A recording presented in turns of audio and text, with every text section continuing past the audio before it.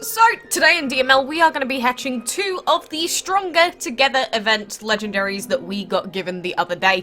And of course we are going to start off with my favourite and my own dragon, the Murano dragon. So yes, this is also known as the Tide Pod dragon. It's also known as the Glass dragon. People have called it many different names, but the Murano dragon is a very cute little dragon overall. So the beautiful Murano dragon, with its glassy, translucent skin and vibrant colours, delights anyone who sees it, but this seemingly fragile creature was forged in fire and won't go down easy. So there's an interesting little description. So they are basically confirming that it is meant to be some sort of glass that the dragon is, but I mean, I can't unsee the Tide Pod anymore. So that's I don't know, is that sort of disappointing? But either way, we get a bonus 200 Dragon Collector points for that. And we've got Little Marv. Again, the baby form is super cute with its little hornies. So we'll level him up into his adult form. So I guess we'll pop him up to about level 10 for now. And just look at that adult. Oh, I love the translucent body so much. It's just, it's weird being able to see through things. It's like a ghost.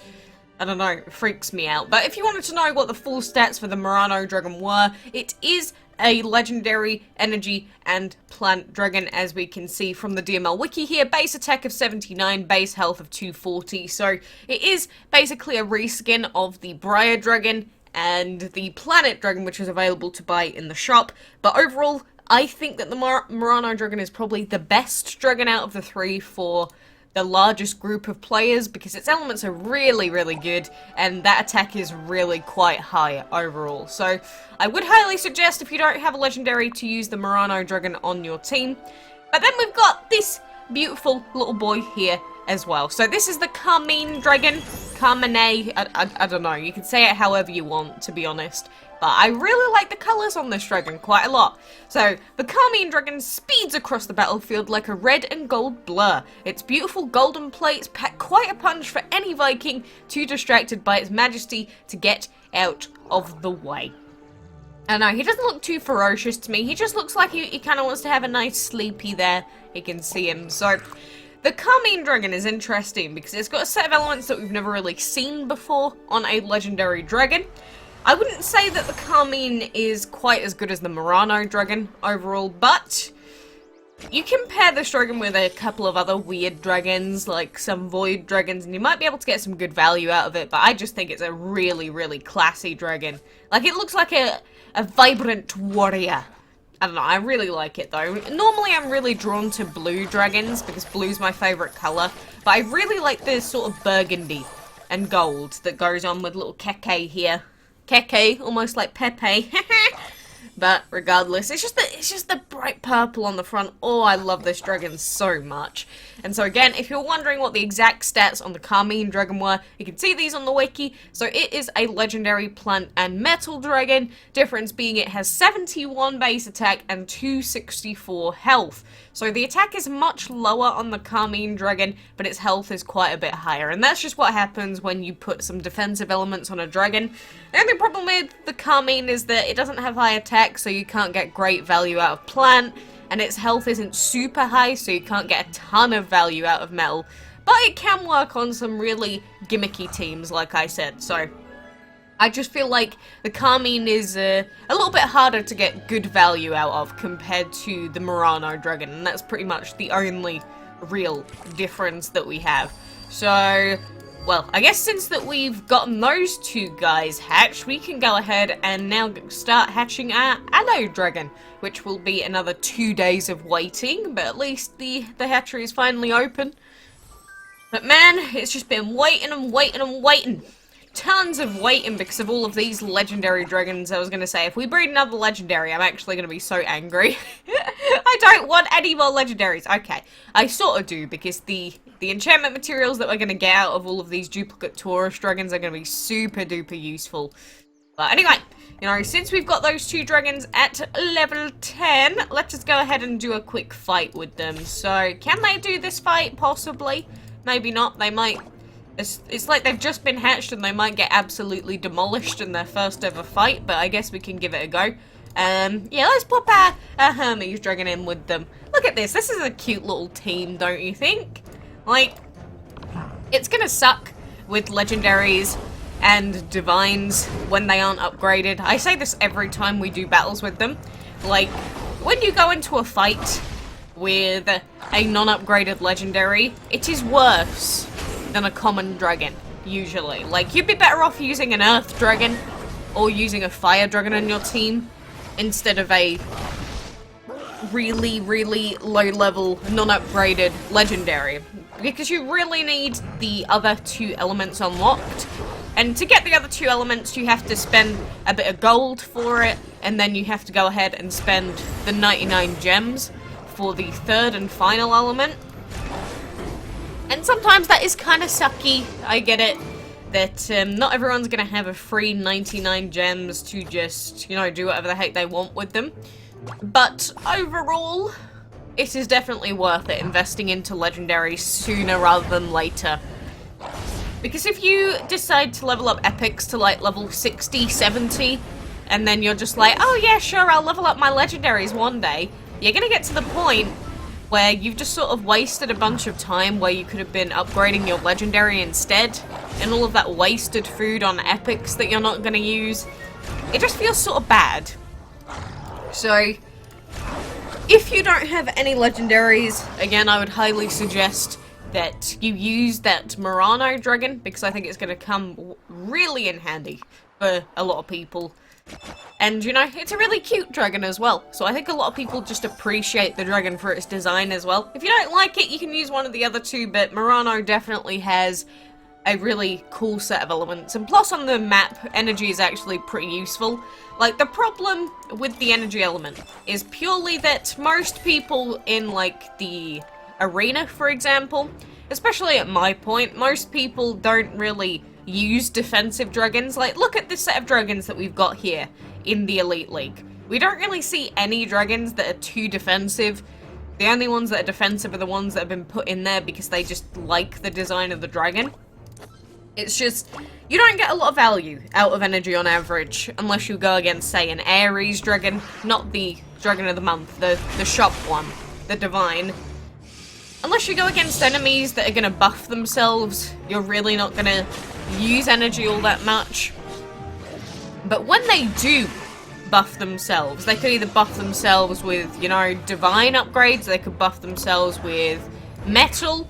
When they do that, then you completely screw over all of their plans with energy. So, having energy on a team is not a necessity, but it will just outright win you fights sometimes. But on the map fights, quite a few dragons are made to buff themselves to make it really difficult for you to get through with certain teams. So, you'll find the most value out of a dragon like the Murano during the map battles as you're trying to get through them. So, apart from that, you're probably just going to be spamming plant with Murano anyway most of the time, apart from those really, really niche scenarios. It's sort of like Anubis. I remember when Anubis in the past was considered pretty bad back before Void got buffed, but Anubis, what is he? Divine, Shadow, and Void. And the thing is, the Void isn't really used that much on Anubis. So even though you could say, Void isn't all that good, so you shouldn't use it on him because it's a bad element. Well, even if that were the case, the thing is most of the time you'd be using the other element on Anubis. But you will find those really, really niche scenarios where using Dark Ritual might win you a fight. So, there are a few dragons like that, where one of their elements are going to be used 95% of the time, but then their secondary element might save you in a pinch. It's like with Hermes, most of the time we end up using his plant element, but sometimes, if we're going into a certain battle, it's actually worth it to put him into the first slot and use his wind element instead. So, it's all about just working out what you're going against, what's going to be better, and realizing that you don't really need a dragon for both of its elements all the time. Sometimes you might just take a dragon with a certain set of elements, with one of them having an element purely because you want to use it in the castle event. Like, Anubis is really good for that, because not a lot of people use Void, and if you ever see Void come up in a castle event, like you know how we've got the Easter event now, if you ever see anyone using Void, or have a need for Void, Anubis is going to come in majorly handy for a situation like that. I mean, currently in the Great Expedition, we are trying to open up this chest up here, because so far on level 3, we have opened up 3 chests, so we've only got 2 more chests to go. So I'm hoping that we can find the key in our next chest, rather than having to open up every single one. Because again, with these castle events, the idea is to move on as quickly as you possibly can. So if your key RNG isn't too nice, that can kind of screw over your event progress quite a bit. So I'm currently trying my best to collect all the points that we can. We will get another refresh in 34 minutes. So I'm hoping that that is going to push us over to level 4. And the other thing that I've been forgetting to do is Floral Fury. Because in the Floral Fury event, all of the cooldowns at the beginning of the event are like 10-20 minutes. And I keep forgetting to log in. I have no one to blame for that but myself, but it's just so easy to forget every time. It's like with the boss challenge events when they come around, it's so easy to forget at the beginning that it's like, oh, I should be logging in every 10 minutes for this. But we're getting to the half-an-hour cooldowns, eventually we'll get to some longer ones, and the dragons are like level 7 at the moment. But I mean, we do have 11 days to finish off this Floral Fury event, and I've obviously gotten quite a big advantage over most people because I already have this epic dragon to use in the event. So I don't think we have to take it too seriously, but in the Great Expedition, realistically you want to be looking to get to level 5 in the next couple of days if you want to guarantee that you can finish off the whole event. You don't have to, but it will definitely save you the stress of thinking that you're not going to finish it. But obviously your RNG on keys will definitely affect how quickly you progress. And please remember that I cannot tell you where the keys are because they're random. They're random for me, they're random for you, they're random for everyone. There's only an X% chance that we're going to find the key in this chest. It's not going to be the same for me as it is for you, so please, don't ask me where the keys are. If you ask where the keys are, I'm literally just going to respond with some meme stuff because I've seen the same question so many times over the years, and the answer will always be the same. It is random. Please stop asking. Please, you understand how breeding RNG works, right? So you should understand how key RNG works, right? I would hope so. But regardless, that is everything that I wanted to go through for now. So very quickly before I leave, I do also want to point out that there is an interesting set of image files coming out. We will be getting the image files for the Gemini Beta Dragon very soon.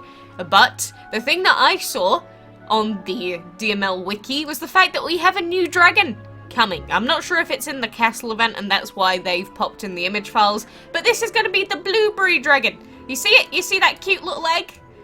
That's so adorable. I love it so much. So I'm waiting to see this dragon in game, and I'm waiting for the full image files before we take a full look at it, but it looks super, super adorable so far. But anyway, guys, for now, thank you for joining me. Good luck in the event, and until next time, I'll see you then.